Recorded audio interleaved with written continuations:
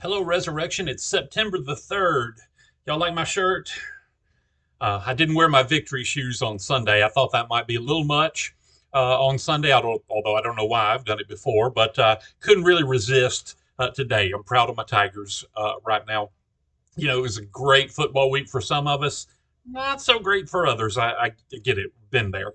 Uh, so we talked on Sunday about how ecstatic I am and how ecstatic the vestry is about our Faithful and Bold campaign. So, you know, I told you I was going to get the old fundraising thermometer and put that up somewhere.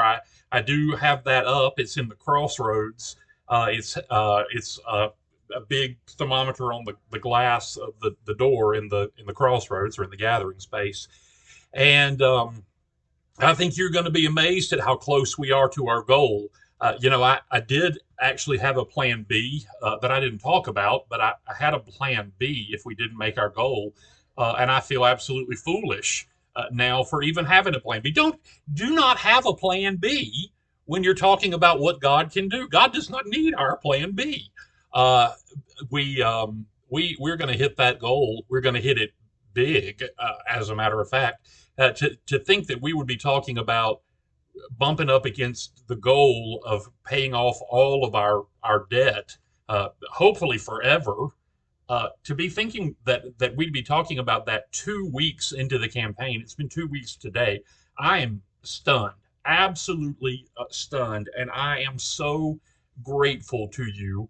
I don't know what to do. I don't know how many times I've said it, but this is the most generous, giving congregation in the whole world. But if there is a need, all you have to do is ask. I've also said something else about this parish. I don't know how many times I've said it from the pulpit, although I should, but I say it in the office all the time. The staff can vouch for me that we have never had a need in this parish, never a serious need that we got serious about praying for that didn't happen. We needed a youth director, and youth directors came.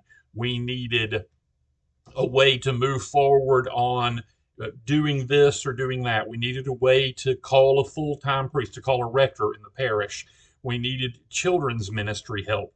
I can name probably 20 things that we've really needed at Resurrection, and we got serious about praying for. And within just a matter of days, sometimes, these things happen before us because I am telling you that prayer works.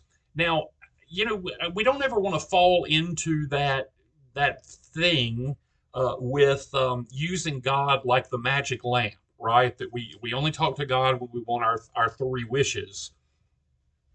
But St. Paul is very clear in his epistles that for the faithful people of God, that God wants to hear from you. The epistles say, with prayer and with supplication, let your petitions be known. He wants to hear from us.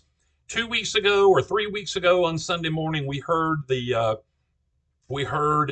lesson about the persistent widow, the one who just pestered and pestered and pestered Jesus for what she wanted. And do you remember what Jesus said to her?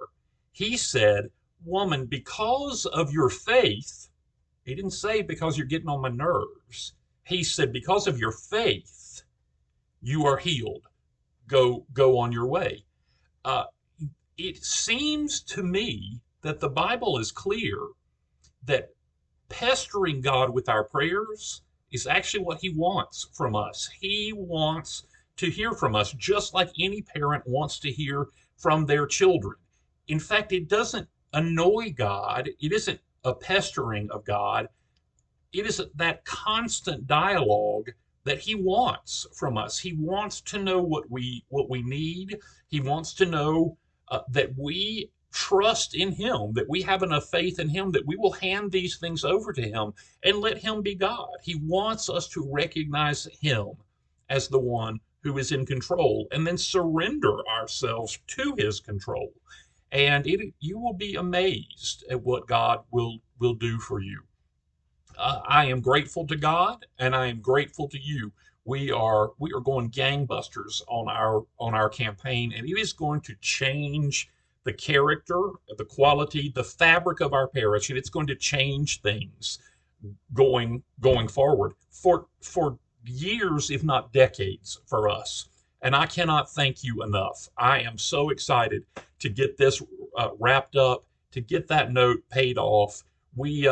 I think if we send, and we will, send in what we've already collected, not what has been pledged, but what's already been collected, I think it will take about 2 years off the life of the loan already. And we've only been at this for 2 weeks.